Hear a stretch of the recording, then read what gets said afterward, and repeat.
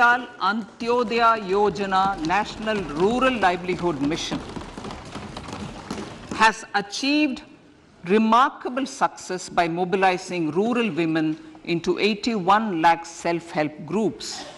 We will enable these groups to reach the next stage of economic empowerment through formation of large producer enterprises or collectives, with each having several thousand members and managed professionally.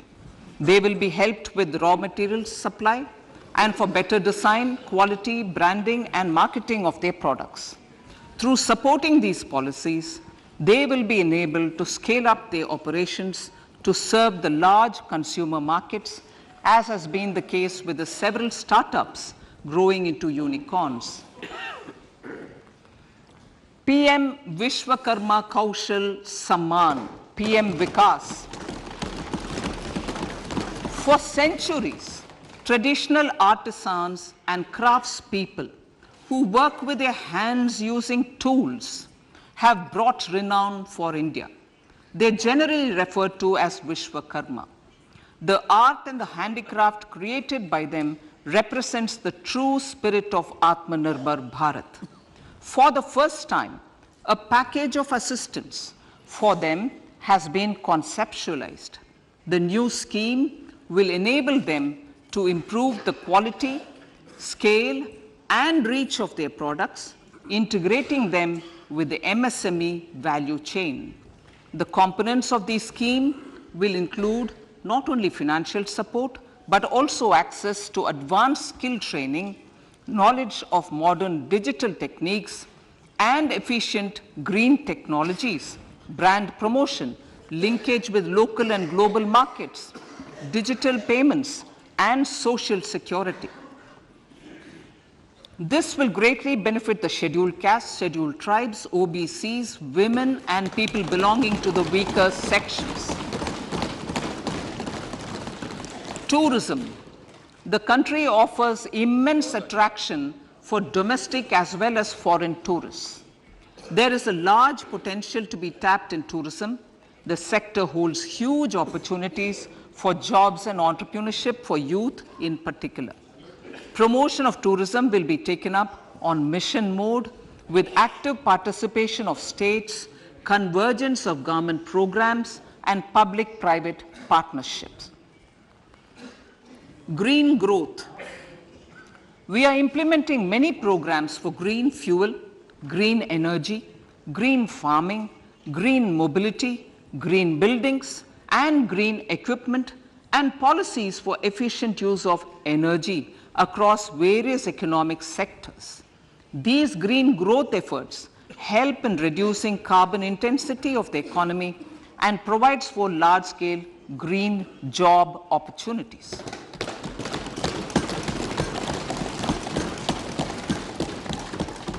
Priorities of this budget. The budget adopts the following 7 priorities. They complement each other and act as the Saptarishi guiding us through the Amritkal. Inclusive development, reaching the last mile, infrastructure and investment, unleashing the potential, green growth, youth power, and financial sector. I now speak on the priority number 1, inclusive development.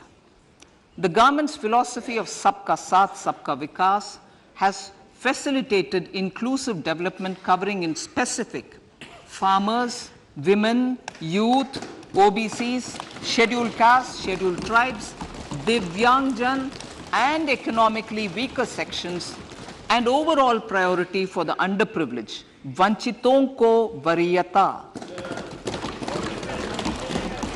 There has also been a sustained focus on Jammu Kashmir, Ladakh, and the Northeast. This budget builds on those efforts. Digital public infrastructure for agriculture. Digital public infrastructure for agriculture will be built as an open source, open standard, and interoperable public good. This will enable inclusive farmer-centric solutions through relevant information services for crop planning and health, improved access to farm inputs, credit and insurance, help for crop estimation, market intelligence, and support for growth of agri-tech industry and startups.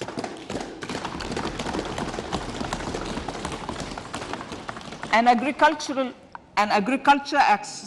accelerator fund. An agriculture accelerator fund will be set up to encourage agri-startups by young entrepreneurs in rural areas. The fund will aim at bringing innovative and affordable solutions for challenges faced by farmers. It will also bring in modern technologies to transform agricultural practices, increase productivity and profitability. To enhance the productivity of extra long staple cotton, we will adopt a cluster-based and value chain approach through public-private partnerships. This will mean collaboration between farmers, state, and industry for input supplies, extension services, and market linkages. We will launch an Atmanirbhar Clean Plant program to boost availability of disease-free, quality planting material for high-value horticultural crops at an outlay of 2,200 crores. Global hub for millets, which are Sri Anna. India is the forefront. India's at the forefront of popularizing millets, whose consumption furthers nutrition, food security, and welfare of farmers, said the Honorable Prime Minister. We are the largest producer and second largest exporter of Sri Anna in the world. We grow several types of Sri Anna, such as Sri Anna Jowar, Sri Anna Ragi, Sri Anna Bajra, Sri Anna Kutu, Ramdana, Kangni, Kutki, Kodo, China, and Sama. These have a number of health benefits and have been an integral part of our food for centuries. I acknowledge with pride the huge service done by small farmers in contributing to the health of fellow citizens by growing these Sri Anna. Now, to make India a global hub for Sri Anna, the Indian Institute of Millet Research, ideally Indian Institute of the Sri Anna Research, Hyderabad, will be supported as the center of excellence for sharing best practices, research, and technologies at the international level. The agricultural credit target will be increased to 20 lakh crores with focus on animal husbandry, dairy, and fisheries. We will launch a new sub-scheme of PM Matsya Sampada Yojana, which is an existing scheme, but we launch a new sub-scheme with targeted investment of 6,000 crores to further enable activities of fishermen, fish vendors, and micro and small entrepreneurs, improve value chain efficiencies, and expand the market. For farmers, especially small and marginal farmers and other marginalized sections, the government is promoting cooperative-based economic development model. A new Ministry of Cooperation was formed with a mandate to realize the vision of Sahakar Se Samriddhi. To realize this vision, the government has already initiated computerization of 63,000 primary agricultural credit societies with an investment of 2,516 crores. In consultation with all the stakeholders and the states, model bylaws for PACS were formulated, enabling them to become multi-purpose PACS. A national cooperative database is being prepared for countrywide mapping of cooperative societies. With this backdrop, we will implement a plan to set up massive decentralized storage capacity.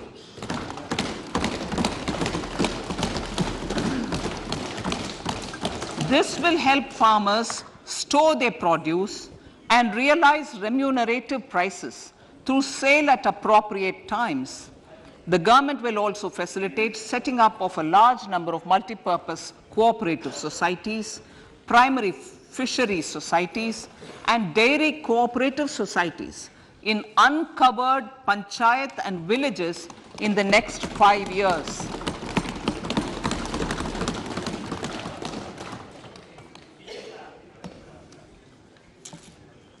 Health, education, and skilling. 157 new nursing colleges will be established in co-location with the existing 157 medical colleges established since 2014. A mission to eliminate sickle cell anemia by 2047 will be launched. It will entail awareness creation, universal screening of 7 crore people in the age group of 0 to 40 years in affected tribal areas, and counseling through collaborative efforts of central ministries and state governments. Facilities in select ICMR labs, Indian Council for Medical Research labs, will be made available for research by public and private medical college faculty and private sector R&D teams for encouraging collaborative research and innovation. A new program to promote research and innovation in pharmaceuticals will be taken up through centers of excellence. We shall also encourage industry to invest in research and development in specific priority areas. Dedicated multidisciplinary courses for medical devices will be supported in existing institutions to ensure availability of skilled manpower for futuristic medical technologies, high-end manufacturing, and research. Teachers' training. Teachers' training will be re-envisioned through innovative pedagogy, curriculum transaction, continuous professional development, dipstick surveys, and ICT implementation. The District Institute of Education and Training will be developed as vibrant institutes of excellence for this purpose.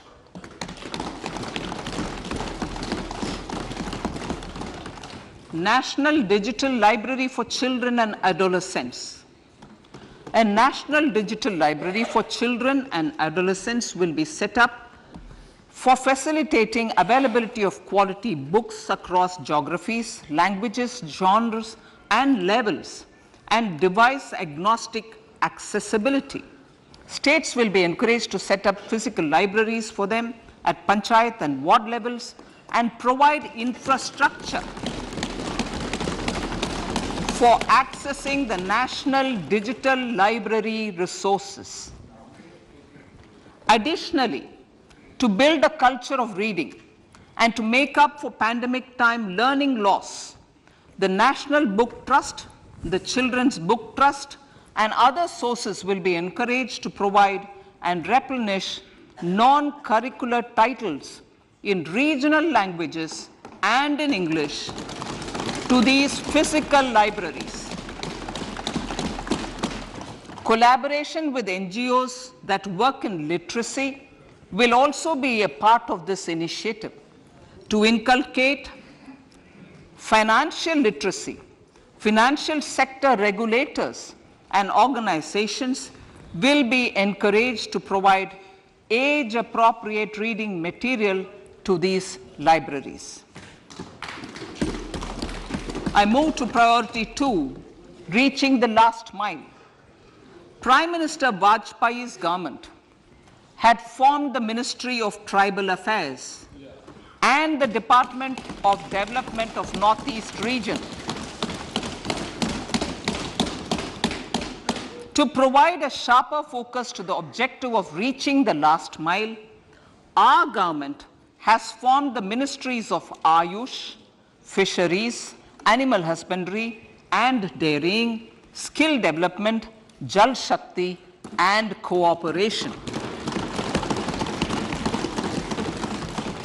Building on the success of the Aspirational Districts program, the government has recently launched the Aspirational Blocks program, covering 500 blocks for saturation of essential government services across multiple domains such as health, nutrition, education, agriculture, water resources, financial inclusion, skill development and basic infrastructure.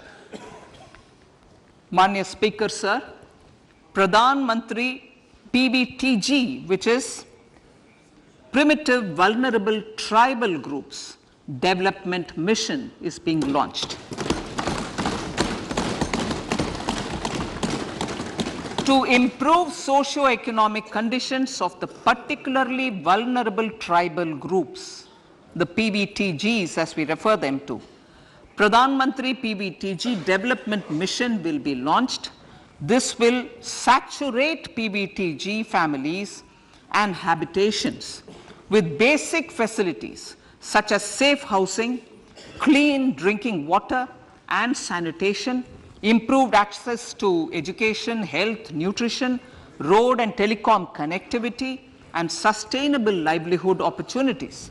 An amount of 15,000 crores will be made available to implement the mission in the next 3 years under the Development Action Plan for the Scheduled Tribes.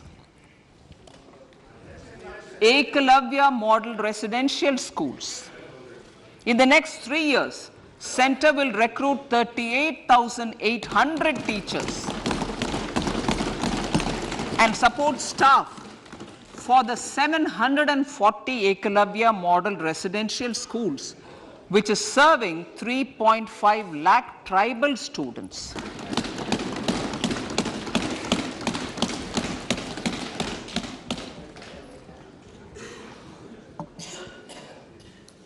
In the drought-prone central regions of Karnataka, central assistance of 5,300 crore will be given to Upper Bhadra project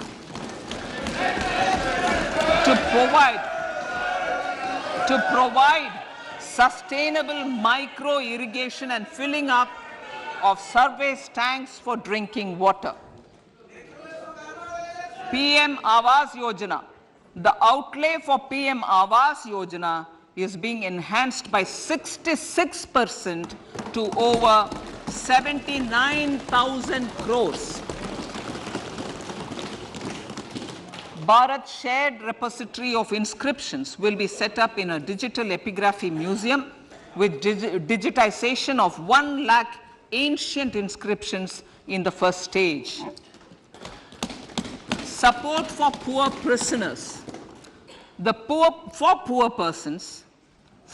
poor persons who are in prisons and unable to afford the penalty or the bail amount, required financial support will be provided. Priority number 3, infrastructure and investment. Investments in infrastructure and productive capacity have a large multiplier impact on growth and employment. After the subdued period of the pandemic, private investments are growing again. The budget takes the lead once again to ramp up the virtuous cycle of investment and job creation.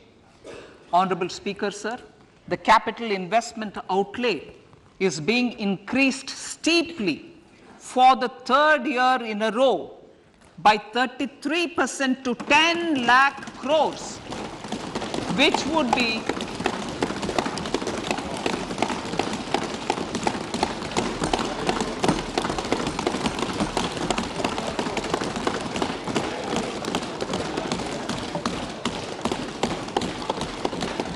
which would be 3.3% of GDP. This will almost be 3 times the outlay made in 2019-20.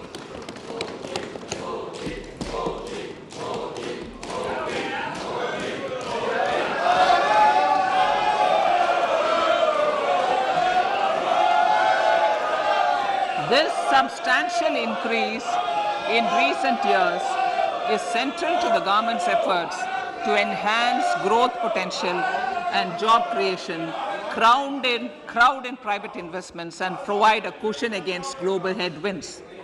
The direct capital investment by the center is complemented by the provision made for creation of capital assets through grants and aids to state.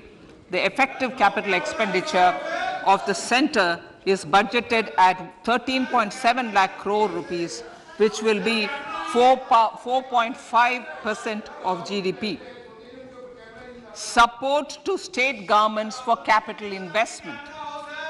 I have decided to continue the 50-year interest-free loan to state governments for 1 more year to spur investment in infrastructure and to incentivize them for complementary policies actions with a significantly enhanced outlay of 1.3 lakh crores.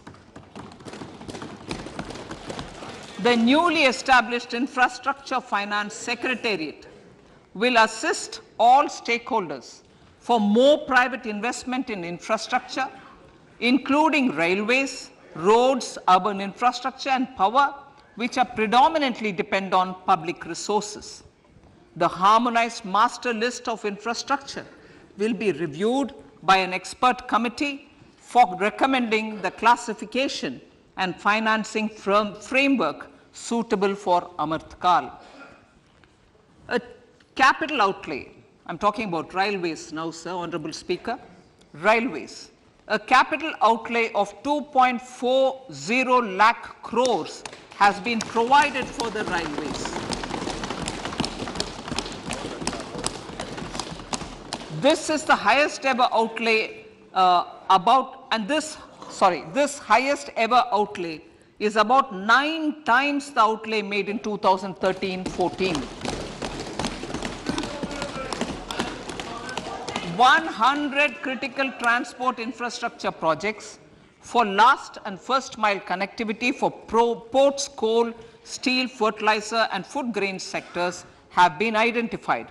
They will be taken up on priority with investment of 75,000 crores, including 15,000 crore from private sources.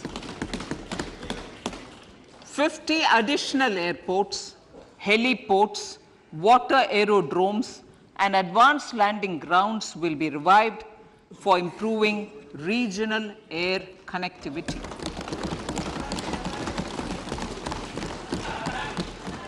Sustainable cities for tomorrow.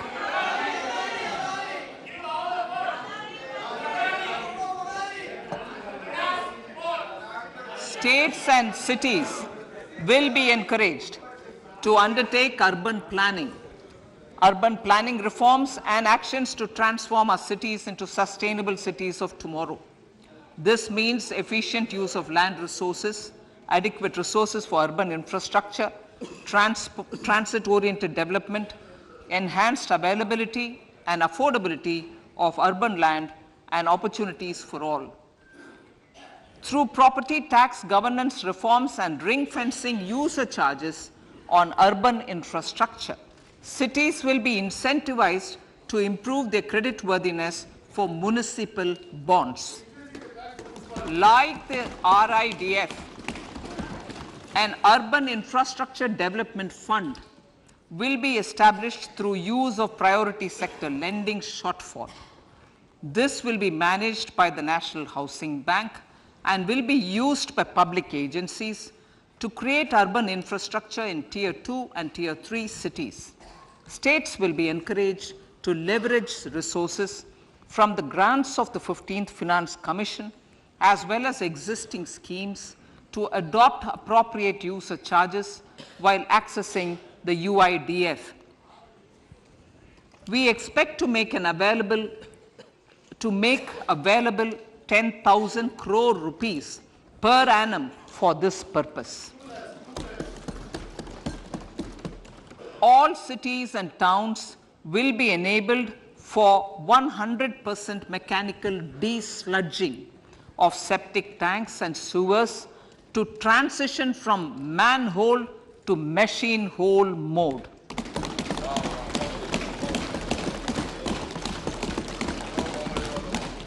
Enhanced focus will be provided for scientific management of dry and wet waste. Honorable Speaker, sir, our Prime Minister had said, good governance is the key to a nation's progress. Our government is committed to providing a transparent and accountable administration which works for the betterment and welfare of common citizens. Mission Karma Yogi. Under Mission Karma Yogi, center, states and the union territories are making and implementing capacity building plans for civil servants. The government has also launched an integrated online training platform, I Got Karma Yogi, to provide continuous learning opportunities for lakhs of government employees to upgrade their skills and facilitate people-centric approach. Sir, for enhancing ease of doing business, more than 39,000 compliances have been reduced and more than 3,400 legal provisions have been decriminalized. For furthering the trust-based governance, we have introduced the Jan Vishwas Bill to amend 42 central acts. This budget proposes a series of measures to unleash the potential of our economy. Centers of Excellence for Artificial Intelligence. For realizing the vision of Make AI in India and Make AI Work for India, 3 centers of excellence for artificial intelligence will be set up in top educational institutions. Leading industry players will partner in conducting interdisciplinary research, develop cutting-edge applications, and scalable problem solutions in the areas of agriculture, health, and sustainable cities. This will galvanize an effective AI ecosystem and nurture quality human resources in the field. National Data Governance Policy. To unleash innovation and research by startups and academia, a national data governance policy will be brought out. This will enable access to anonymized data. The KYC process will be simplified, adopting a risk-based instead of one-size-fits-all approach. The financial sector regulators will also be encouraged to have a KYC system fully amenable to meet the needs of digital India.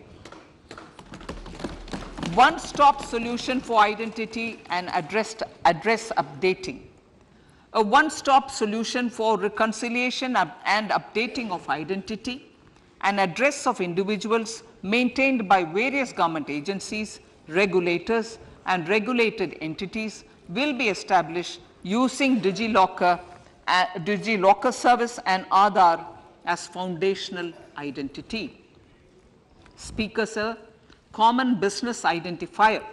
For the business establishments required to have a permanent account number, the PAN will be used as the common identifier for all digital systems of specified government agencies. This will bring ease of doing business, and it will be facilitated through a legal mandate. For obviating the need for separate submission of same information to different government agencies, a system of unified filing process will be set up. Such filing of information or return in simplified forms on a common portal will be shared with other agencies as per the filer's choice. Vivad se Vishwas 1, relief for MSMEs. In cases of failure by MSMEs to execute contracts during the COVID period, 95% of the forfeited amount relating to the bid or performance security will be returned to them by government and government undertakings. This will provide relief to the MSMEs. Vivad se Vishwas 2, settling contractual disputes. To settle contractual disputes of government and government undertakings, wherein arbitral award is under challenge in a court, a voluntary settlement scheme with standardized terms will be introduced. This will be done by offering graded settlement terms depending on pendency level of the dispute. The state support mission of Niti Aayog will be continued for 3 years for our collective efforts towards national priorities. Result-based financing. To better allocate scarce resources for competing development needs, the financing of select schemes will be changed on a pilot basis from input-based to result-based. E-courts. For efficient administration of justice, phase 3 of e-courts projects phase 3 of the e-courts project will be launched with an outlay of 7,000 crores. Fintech services in India have been facilitated by our digital public infrastructure, including Aadhaar, PM Jan Dhan Yojana, Video, KYC, India Stack, and UPI. To enable more fintech innovative services, the scope of documents available in DigiLocker for individuals will be expanded. An entity DigiLocker will be set up for the use by MSMEs, large businesses, and also charitable trusts. This will be towards storing and sharing documents online securely whenever needed with various authorities, regulators, banks, and other business entities. 5G services. 100 labs for developing applications using 5G services will be set up in engineering institutions.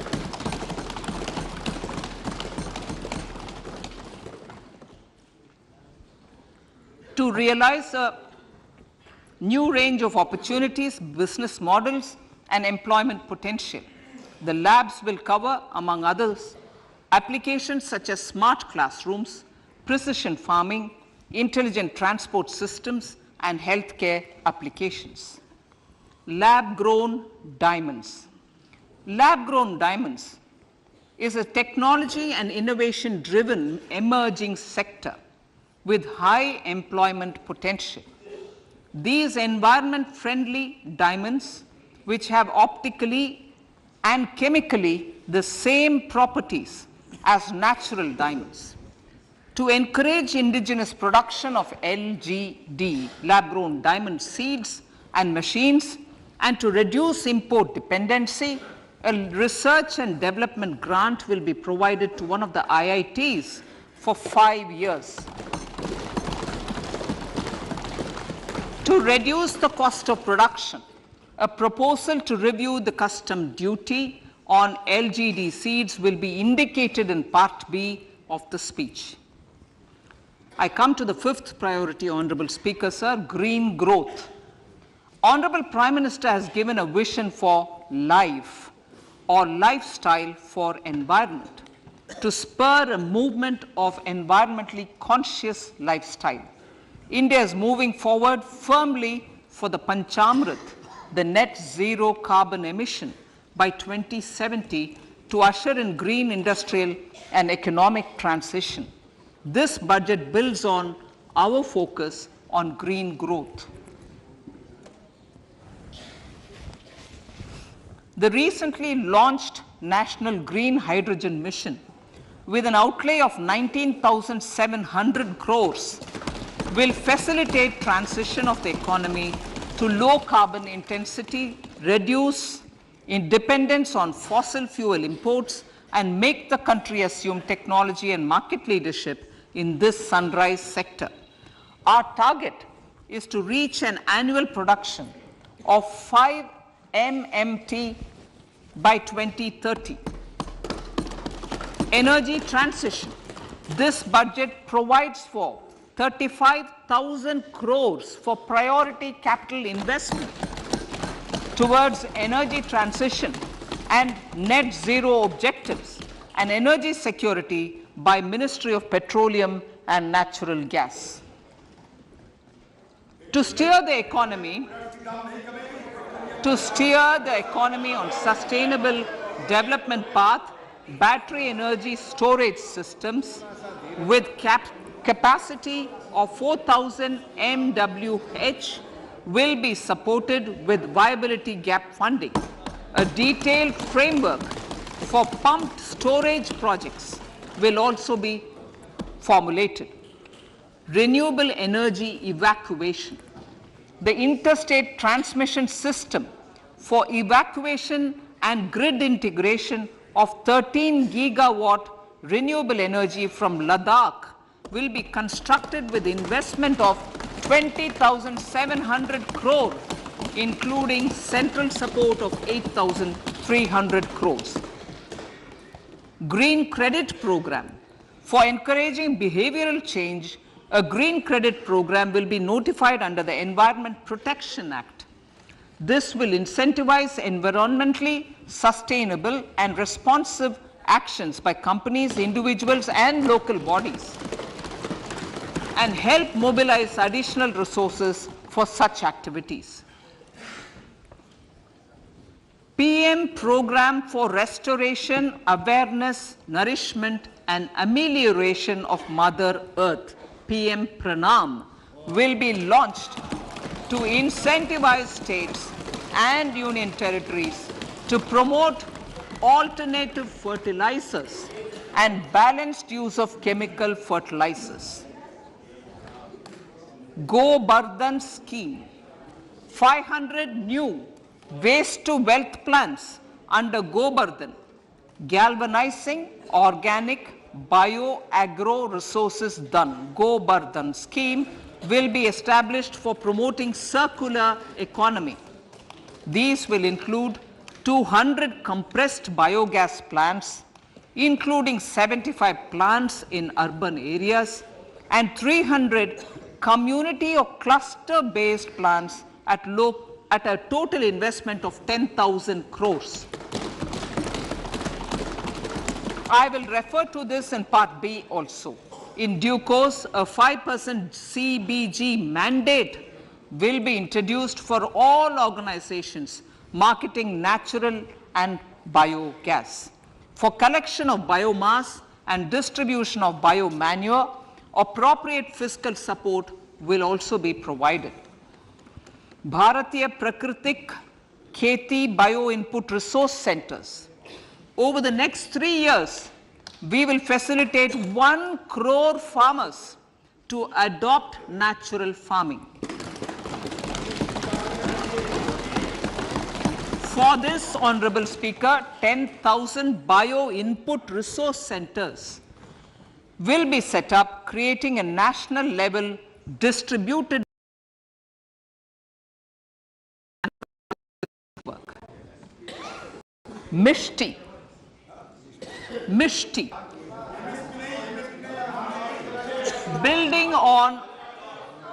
Building on India's success in afforestation, mangrove initiative for shoreline habitats and tangible incomes, Mishti, will be taken up for mangrove plantation along the coastline and on salt pan lands wherever feasible through convergence between Manrega, Campa, Fund and other sources. Amrit Dharohar. Wetlands are vital ecosystems which sustain biological diversity. In his latest Mann Ki Baat, the Prime Minister said, now, I quote, now the total number of Ramsar sites in our country has increased to 75, whereas before 2014, there were only 26, unquote.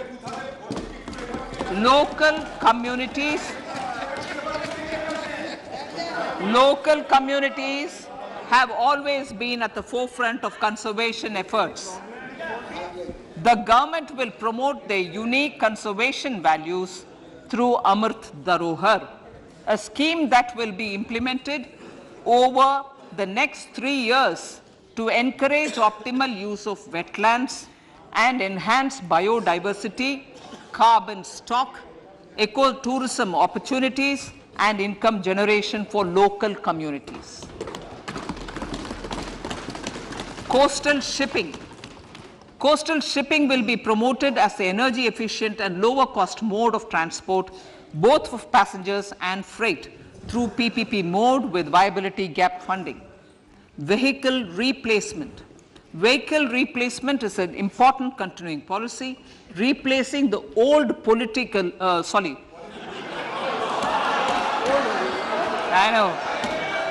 replacing, absolutely, thank you. Replacing old polluting vehicles. May be applicable, right?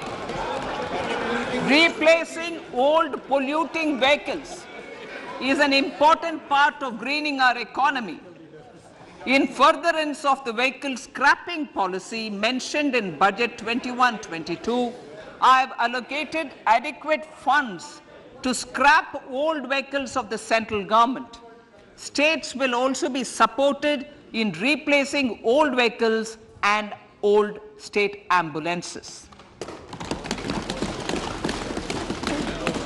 Honorable Speaker, sir, I move to priority 6, youth power.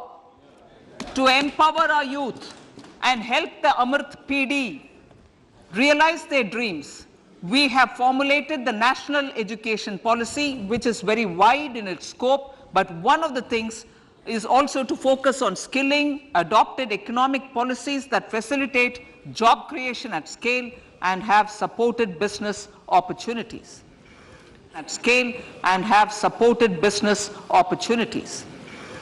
Pradhan Mantri Kaushal Vikas Yojana.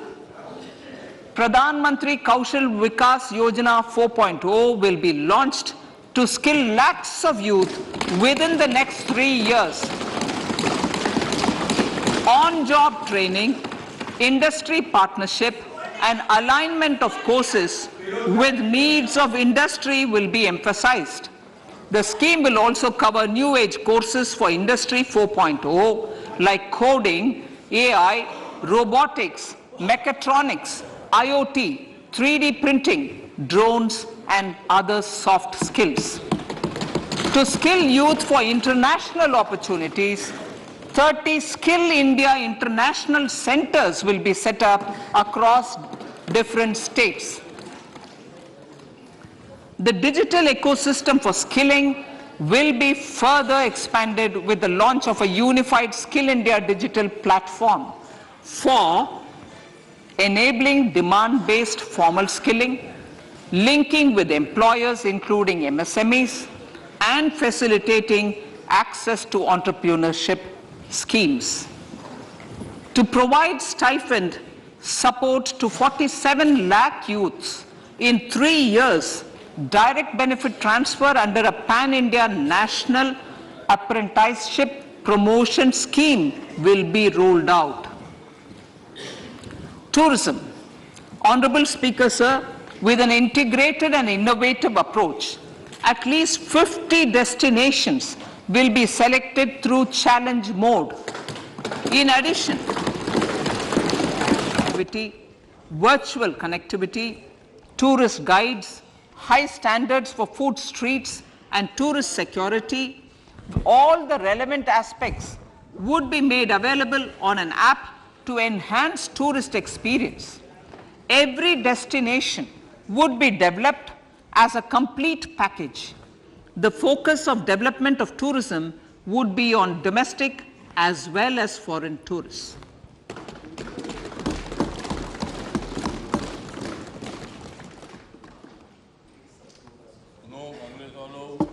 Sector-specific skilling and entrepreneurship development will be dovetailed to achieve the objectives of Dekho Apna Desh initiative. This was launched as an appeal by the Honorable Prime Minister to the middle class to prefer domestic tourism over international tourism.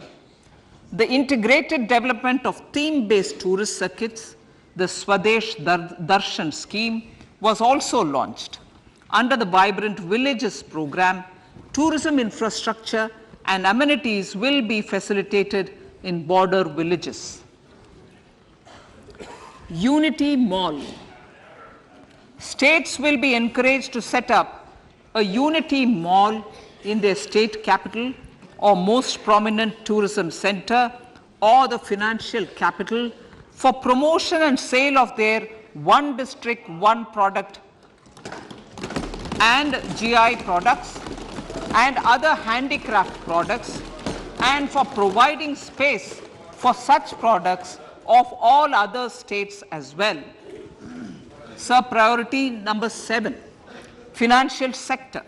Our reforms in the financial sector and innovative use of technology have led to financial inclusion at scale, better and faster service delivery, ease of access to credit, and participation in financial markets. This budget proposes to further these measures. Credit guarantee for MSMEs. Last year, I proposed revamping of the credit guarantee scheme for the MSMEs. I am happy to announce that the revamped scheme will take effect from 1st April 2023 through infusion of 9,000 crores in the corpus. This will enable additional collateral-free guaranteed credit of 2 lakh crores of rupees. Further, the cost of credit will be reduced by about 1%. A national financial information registry will be set up to serve as the central repository of financial and ancillary information. This will facilitate efficient flow of credit, promote financial inclusion, and foster financial stability. A new legislative framework will govern this credit public infrastructure and will be designed in consultation with the RBI. To meet the needs of Amritkal and to facilitate optimum regulation in the financial sector, public consultation, as necessary and feasible, will be brought to the process of regulation making and issuing subsidiary directions. To simplify, to ease, and to reduce cost of compliance, financial sector regulators will be requested to carry out a comprehensive review of existing regulations. For this, they will consider suggestions from public and regulated entities. Time limits to decide the application under various regulations will also be laid down. Honorable Speaker, sir, to enhance business activities in GIFT IFSC, the following measures will be taken. Delegating powers under the SEZ Act to the IFSCA to avoid dual regulation. Setting up a single window IT system for registration and approval of IFSCA, SEZ authorities, GSTN, RBI, SEBI and IRDAI, permitting acquisition financing by IFSC banking units of foreign banks, establishing a subsidiary of Exim Bank for trade refinancing, amending IFSC Act for statutory provisions for arbitration, ancillary services, and avoiding dual regulation under the SEZ Act, and recognizing offshore derivative instruments as valid contracts. Honorable Speaker, sir, data embassy. For countries looking for digital continuity solutions, we will facilitate setting up of their data embassies in GIFT IFSC.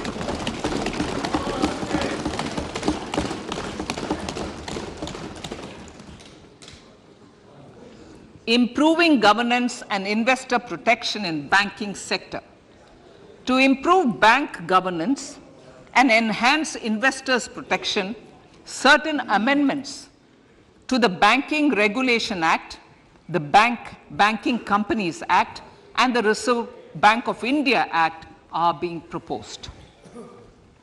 Capacity building in securities market.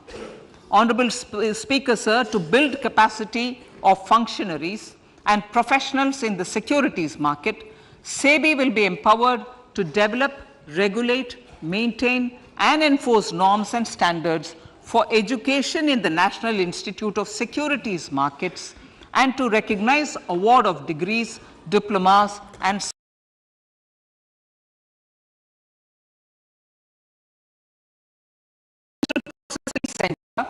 a central processing center will be set up for faster companies through centralized handling of various forms filed with field officers under the Companies Act. Reclaiming of shares and dividends. For investors to reclaim unclaimed shares and unpaid dividends from the Investor Education and Protection Fund Authority with ease, from the Investor Education and Protection Fund Authority with ease, an integrated IT portal will be established. Digital payments continue to find wide acceptance. In 2022, they show an increase of 76% in transaction and 91% in value. Fiscal support for this digital public infrastructure will continue in 2023-2024. Azadi Ka Amrit Mahotsav, Mahila Samman Bachat Patra.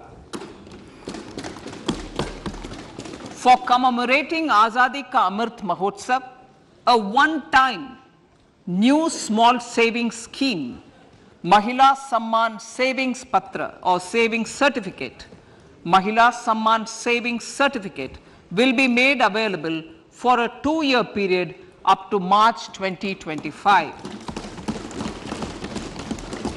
This will offer deposit facility up to 2 lakh in the name of a woman or girls for a tenure of 2 years at fixed interest rate of 7.5% with partial withdrawal option. Senior citizens. The maximum deposit limit for senior citizens savings scheme will be enhanced from 15 lakh to 30 lakhs of rupees. The maximum deposit limit for monthly income account scheme will be enhanced from 4.5 lakh to 9 lakh for single account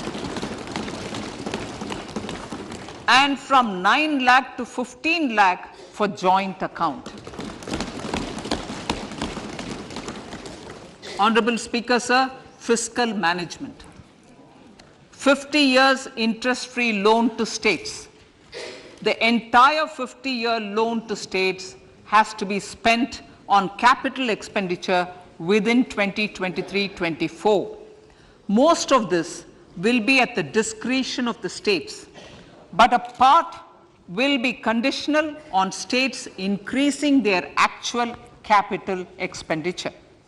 parts of the outlay will also be linked to or allocated for the following purposes: scrapping old government vehicles, urban planning reforms and actions, financing reforms in urban local bodies to make them credit-worthy for municipal bonds, housing for police personnel above or as part of the police station, constructing unity malls, children and adolescent libraries and digital infrastructure, and state share of capital expenditure of central schemes. Honorable Speaker, sir, fiscal deficit of states.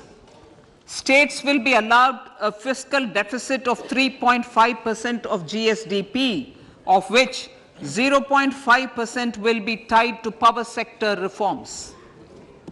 Revised estimates 2022 to 2023. The revised estimate, Honorable Speaker, sir, of the total receipts other than borrowing is 24.3 lakh crores, of which the net tax receipts are 20.9 lakh crores. The revised estimate of the total expenditure is 41.9 lakh crores of rupees, of which the capital expenditure is about 7.3 lakh crores. The revised estimate of the fiscal deficit is 6.4% of GDP, adhering to the budget estimate. So, budget estimates of 2023-24. Coming to 2023-24, the total receipts other than borrowings and the total expenditure are estimated at 27.2 lakh crores and 45 lakh crores respectively. The net tax receipts are estimated at 23.3 lakh crores. The fiscal deficit is estimated to be 5.9% of the GDP.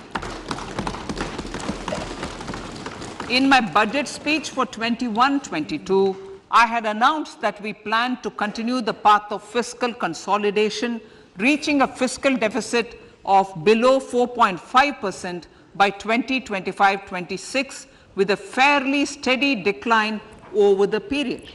We have adhered to this path, and I reiterate my intention to bring the fiscal deficit below 4.5% of GDP by 2025-26. To finance the fiscal deficit in 2023-24, the net market borrowings from dated securities are estimated at 11.8 lakh crores. The balance financing is expected to come from small savings and other sources. The gross market borrowings are estimated at 15.43 lakh crores of rupees. Honorable Speaker, sir, I now move to Part B.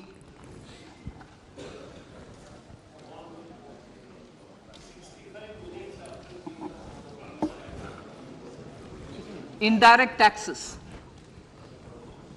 My indirect tax proposals will aim to promote exports, boost domestic manufacturing, enhance domestic value addition, encourage green energy and mobility. A simplified tax structure with fewer tax rates helps in reducing compliance burden and improving tax administration. I propose to reduce the number of basic customs duty rates on goods other than textiles and agriculture from 21 to 13. As a result, there are minor changes in the basic custom duties, cesses and surcharges on some items including toys, bicycle, automobiles and naphtha. Green mobility. To avoid cascading of taxes on blended compressed natural gas, I propose to exempt excise duty on GST paid compressed biogas contained in it. To further provide impetus to green mobility, customs duty exemptions is being extended to import of capital goods and machinery required for manufacture of lithium-ion cells for batteries used in electrical vehicles as well. Electronics. As a result of various initiatives of the government, including phased manufacturing program, Mobile phone production in India has increased from 5.8 crore units valued at about 18,900 crore in 2014-15 to 31 crore units valued at 2,75,000 crore in the last financial year. To further deepen domestic value addition in manufacturing of mobile phones, I propose to provide relief to customs duty. I propose to provide relief in customs duty on import of certain parts and inputs like camera lens, and continue the concessional duty on lithium-ion cells for batteries for another year. Similarly, to promote value addition in manufacture of televisions, I propose to reduce the basic customs duty on parts of open cells of TV panels to 2.5%. Electrical, to rectify inversion of duty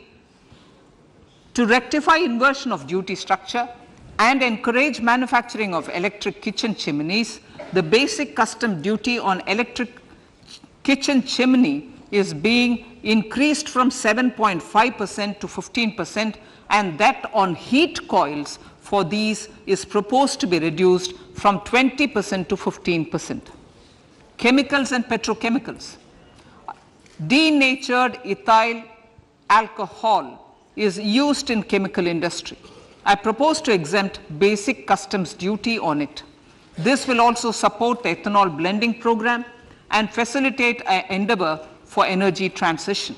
Basic customs duty is also being reduced on acid grade fluorospar from 5% to 2.5% to make the domestic fluorochemicals industry competitive.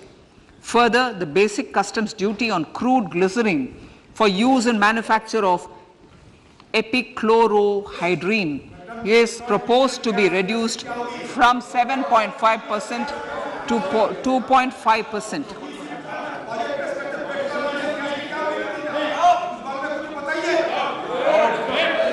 Marine products. In the last financial year, marine products recorded the highest export growth, benefiting farmers in the coastal states of the country. To further enhance the export competitiveness of marine products, particularly shrimps, duty is being reduced on key inputs for domestic manufacture of shrimp feed. India is a global leader, as I said in Part A, in cutting and polishing of natural diamonds, contributing about 3/4 of the global turnover by value. With the depletion of deposits of natural diamonds, the industry is moving towards lab-grown diamonds, and it holds huge promise. To seize this opportunity, I propose to reduce the basic customs duty on seeds used in their manufacture. Customs duties on door or doré and bars of gold and platinum were increased earlier this fiscal. I propose to increase the duties on articles made therefrom to enhance the duty differential. I also propose to increase the import duty on silver doors, bars, and articles to align them with that on gold and platinum. To facilitate availability of raw materials for the steel sector, exemptions from basic custom duty on raw materials for manufacture of CRGO steel, ferrous scrap, and nickel cathode is being continued. Similarly, the concessional BCD of 2.5% on copper scrap is also being continued to ensure the availability of raw materials for secondary copper producers who are mainly in the MSME sectors. Compounded rubber. The basic custom duty rate on compounded rubber is being increased from 10% to 25% or 30 kg, whichever is lower, at par with that of natural rubber other than latex, to curb circumvention of duty. Cigarettes. National calamity contingent duty on specified cigarettes was last revised 3 years ago. This is proposed to be revised upwards by about 16%. Direct taxes. I now come to my direct tax proposals. Honorable Speaker, these proposals aim to maintain continuity and stability of taxation, further simplify and rationalize various provisions to reduce the compliance burden, promote the entrepreneurial spirit, and provide tax relief to citizens. It has been constant endeavor of the Income Tax Department to improve taxpayer services by making compliance easy and smooth. Our taxpayers portal received a maximum of 72 lakh returns in a day, processed more than 6.5 crore returns this year.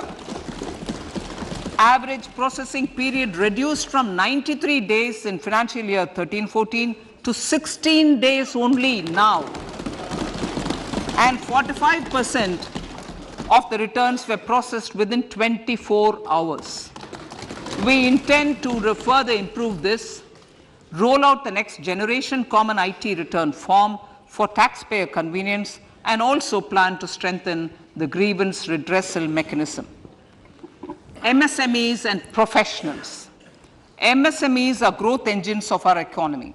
Micro enterprises with turnover up to 2 crore of rupees and certain professionals with turnover of up to 50 lakh rupees can avail the benefit of presumptive taxation. I propose to provide enhanced limits of 3 crore and 75 lakh respectively to the taxpayers whose cash receipts are no more than 5%. Whose cash receipts are no more than 5%. Moreover, to support MSMEs in timely receipt of payments, I propose to allow deduction for expenditure incurred on payments made to them only when payment is actually made. Cooperation. Cooperation is a value to be cherished. In realizing our Prime Minister's goal for Sehkar Se Samriddhi and his resolve to connect the spirit of cooperation with the spirit of Amrit Kal, in addition to the measures proposed in Part A, I have a slew of proposals for the cooperation sector. First, new cooperatives that commence manufacturing activities till 2024, 31st March, shall get the benefit of a lower tax rate of 15%, as is presently available to new manufacturing companies. Secondly, I propose to provide an opportunity to sugar cooperatives to claim payments made to sugarcane farmers for the period prior to the assessment year 2016-17 as expenditure. This is expected to provide them a relief of almost 10,000 crores. Thirdly, I am providing a higher limit of 2 lakh per member for cash deposits to loans in cash by primary agricultural cooperative societies and primary cooperative agriculture and rural development banks. I repeat that. Thirdly, I am providing a higher limit of 2 lakh per member for cash deposits to and loans in cash by primary agricultural cooperative societies and primary cooperative agricultural and rural development banks. Similarly, a higher limit of 3 crore for TDS on cash withdrawal is being provided to cooperative societies. Startups.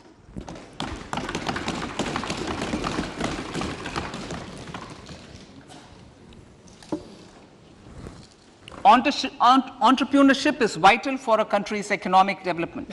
We have taken a number of measures for startups and they have borne results. India is now the third largest ecosystem for startups globally and ranks second in innovation quality among middle-income countries. I propose to extend the date of incorporation for income tax benefits to startups from 31/3/2023 to 31/3/2024. I further propose to provide the benefit of carry forward of losses on change of shareholding of startups from 7 years of incorporation to 10 years.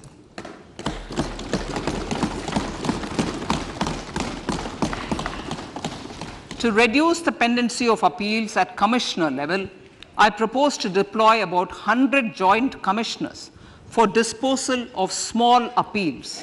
We shall also be more selective in taking up cases for scrutiny of returns already received this year. Better targeting of tax concessions. For better targeting of tax concessions and exemptions, I propose to cap deduction from capital gains on investment in residential house under Section 54 and Section 54F to 10 crores. Another proposal with similar intent is to limit income tax exemption from proceeds of insurance policies with very high value. Rationalization.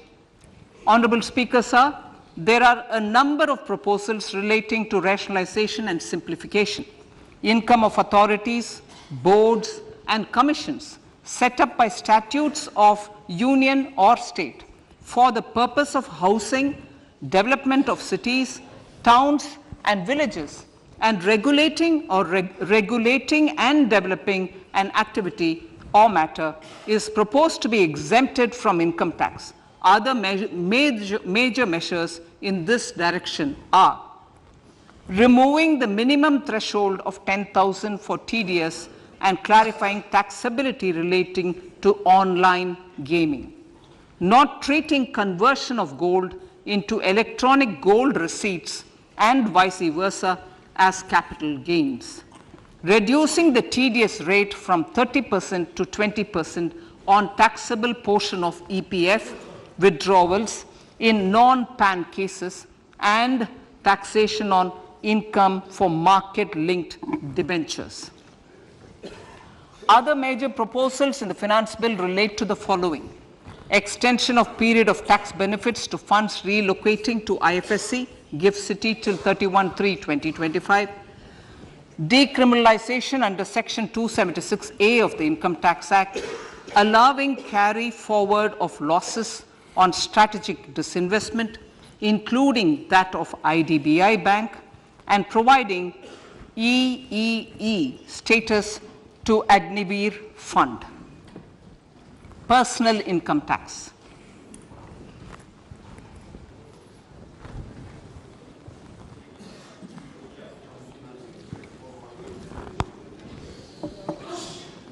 Now I come to what everyone is waiting for. Personal income tax. I have 5 major announcements to make in this regard. These primarily benefit our hard-working middle class. The first one concerns rebate. Currently, those with income up to 5 lakh do not pay any income tax in both old and new regimes. I propose to increase the rebate limit to 7 lakhs in the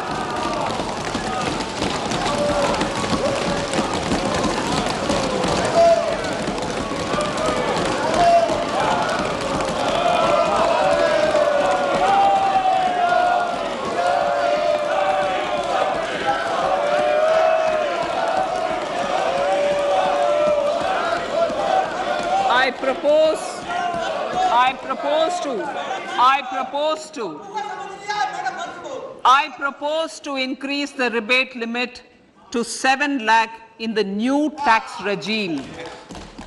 Thus, persons in the new tax regime with income up to 7 lakhs will not have to pay any tax at all. The second proposal relates to middle class individuals. I had introduced in the year 2020 the new personal income tax regime with 6 income slabs starting from 2.5 lakh. I propose to change the tax structure in this regime by reducing the number of slabs to 5 and increasing the tax exemption limit to 3 lakhs. The new tax rates are 0 to 3 lakh, nil; 3 to 6 lakhs, 5%; 6 to 9 lakhs, 10%; 9 to 12 lakh, 15%; 12 to 15 lakhs, 20%; and above 15 lakhs, 30%. This will provide major relief to all taxpayers in the new regime. An individual with an annual income of 9 lakhs will be required to pay only 45,000 rupees This is only 5% of his or her income. It is a reduction of 25% on what he or she is required to pay now. That is 60,000. So in the place of 60,000, it is now only 45,000. Similarly, an individual with an income of 15 lakh rupees would be required to pay only 1.5 lakh or 10% of his income or her income, a reduction of 20% from the existing liability of 1,87,500 rupees. My third proposal is for the salaried class and the pensioners, including family pensioners, for whom I propose to extend the benefit of standard deduction to the new tax regime. Each salaried person with an income of 15.5 lakh rupees or more will thus stand to benefit by 52,500 rupees. My fourth announcement in personal income tax is regarding the highest tax rate, which in our country is 42.74%. This is among the highest in the world. I propose to reduce the highest surcharge rate from 37% to 25% in the new tax regime.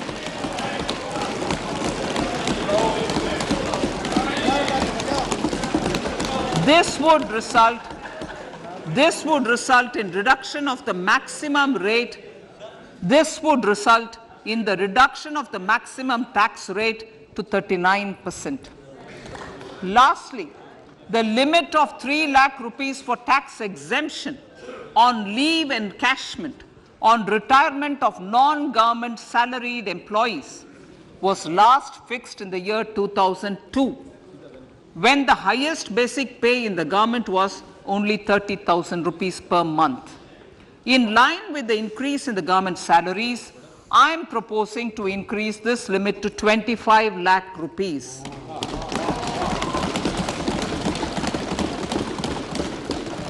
We are also making the new income tax regime as the default tax regime. However, citizens will continue to have the option to avail the benefit of the old tax regime. Apart from these, I am also making some other changes as given in the annexure. As a result of these proposals, revenue of about 38,000 crore to 37,000 crore in direct taxes and rupees 1,000 crore in indirect taxes will be foregone, while revenue of about 3,000 crore will be additionally mobilized. Thus, the total revenue foregone is about 35,000 crores annually. Honorable Speaker, sir, with these words, I commend the budget to this august House.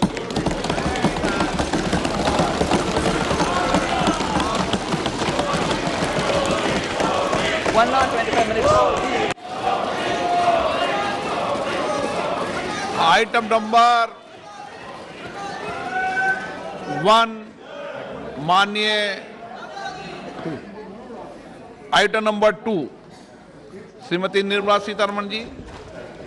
Sir, with your permission, I lay on the table of the following statements under Section 3(1) of the Fiscal Responsibility Budget Management Act 2003, 1. Medium-term fiscal policy cum fiscal policy strategy statement and macroeconomic framework statement. माननीय सदस्यगण, जैसा कि आपको समाचार भाग 2 के माध्यम से पहले ही सूचित किया जा चुका है कि माननीय वित्त मंत्री जी के बजट भाषण की प्रतियां हार्ड कॉपी के रूप में उपलब्ध कराई गई है. आप बजट भाषण की अपनी अपनी प्रति प्रकाशन पलक से ले लें. आपको ये भी सूचित किया जाता है कि माननीय मंत्री द्वारा बजट प्रस्तुत किए जाने के पश्चात उसकी प्रतियां आपको मेंबर्स पोर्टल के माध्यम से उपलब्ध करा दी जाएगी. आइटम नंबर 3, माननीय मंत्री जी, वित्त मंत्री जी. Sir, with your permission, I rise to move for leave to introduce the Finance Bill 2023. प्रश्न ये है कि विधेयक को पुनर्स्थापित करने की अनुमति प्रदान की जाए। जो सदस्य इसके पक्ष में हाँ कहें, जो सदस्य विरोध में ना कहें। मेरे विचार में निर्णय हाँ वालों के पक्ष में माननीय मंत्री जी विधेयक को पुनर्स्थापित करें। Sir, I introduce the bill. सभा की कार्रवाई कल गुरुवार दिनांक 2 फरवरी 2023 को प्राप्त 11 बजे तक के लिए स्थगित की जाती है।